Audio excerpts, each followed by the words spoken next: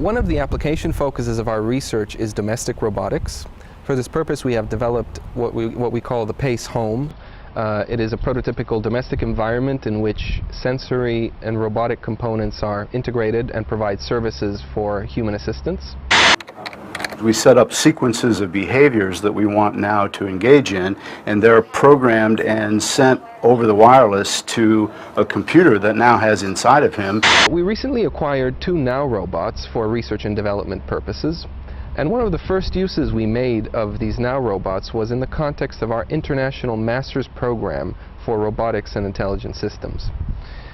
Specifically, we used the NAOs in the context of a second-year 2-term course called the Integrated Project Work. This course is aimed at providing the students with the opportunity to integrate state-of-the-art artificial intelligence, sensory, and robotics technologies into one functioning demonstrator.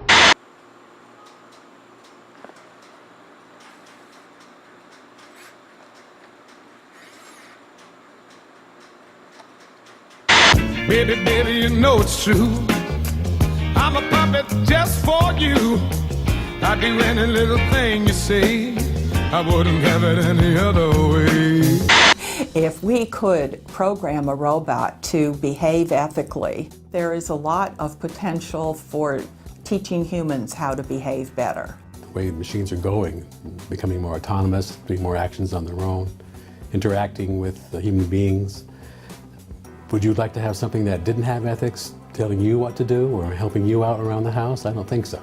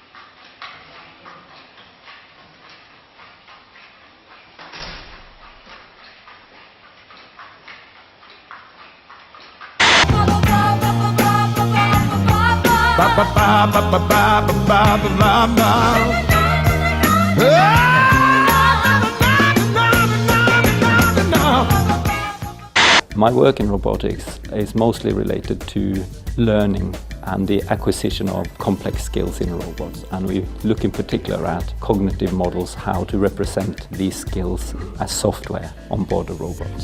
Directive.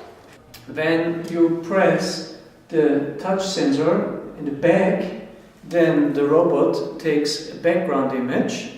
When you press the other one in the front, then the robot assumes taking a foreground image, and the assumption is there is a person standing in front of the robot taking some body postures, and the robot will then try to understand the posture and to mimic the very same posture. The University of Notre Dame is working to break down the communication barriers associated with this complex disorder through the innovative use of robots in clinical therapy.